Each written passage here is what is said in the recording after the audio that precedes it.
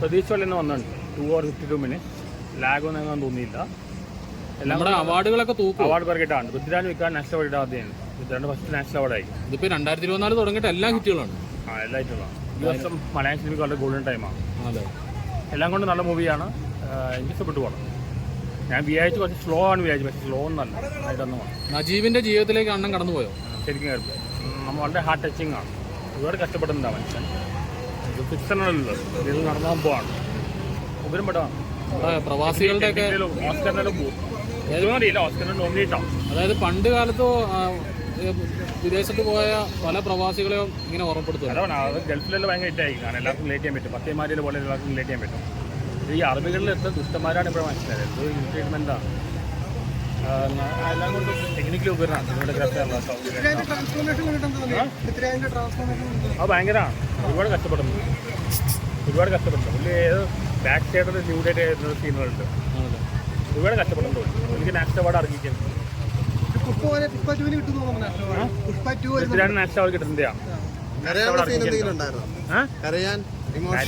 നമ്മളെ ഫീൽ ചെയ്തു. ഒരുപാട് സെന്റിമെന്റ്സ് എല്ലാം ഉണ്ട്. പൃഥ്വിരാജ് അവിടെയും ഭയങ്കരമാണ്. വെറച്ചോട്ടല്ലോ അവിടെ ഇങ്ങനെ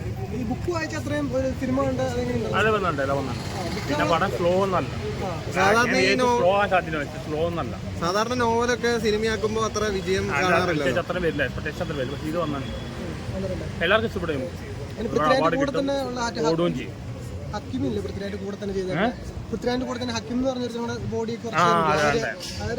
നന്നായി ചെയ്തിട്ടുണ്ട്. പിന്നെ അമലപ്പോൾ കുഴപ്പമില്ല, കുറച്ച് നേരമേ ഉള്ളൂ, പക്ഷെ നന്നായി ചെയ്തിട്ടുണ്ട്.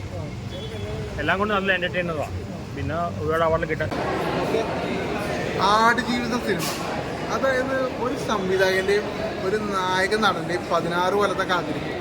അതാണ് ആടുജീവിതം സിനിമ നമുക്ക് ഓരോ പ്രേക്ഷകനും കാണിച്ചു തരുന്ന ഒരു ഫീല്. അതായത് എങ്ങനെ പറയുമ്പോൾ ഈ മറ്റേ ബ്ലസ്സിയുടെ ക്യാമറ വർക്കും കാര്യങ്ങളൊക്കെ ഉണ്ട്. ക്യാമറ വർക്കല്ല കഥ, ക്യാമറ വർക്ക് എന്ന് പറഞ്ഞാൽ വേറെയാണ്. അതായത് ക്യാമറ വർക്കൊക്കെ നല്ല വീട്ടിലെ സാധനമാണ്. അതായത് മരുഭൂമിയിലത്തെ സീൻസാണ് കൂടുതലും വന്നിട്ടുള്ളത്. കാരണം മരുഭൂമിയിലൊക്കെ അറിയാലോ കൂടുതലും പറയുന്നത്.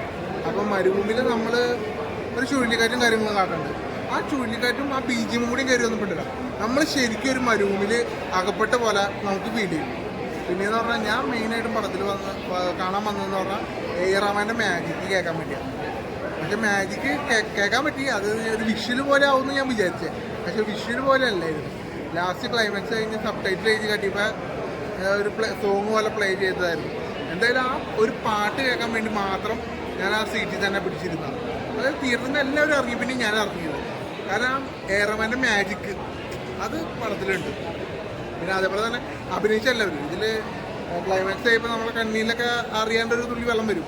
അതായത് ഒരു അറബി രക്ഷപ്പെടുത്തുന്ന സീനൊക്കെ, ആ സീനൊക്കെ അതൊക്കെ തിയേറ്ററിൽ നിന്ന് നമുക്ക് ഫീൽ ചെയ്യണ ഒരു സീൻസാണ്. എന്തുകൊണ്ടും തിയേറ്റർ വാച്ചബിളായിട്ട് എനിക്ക് തോന്നി.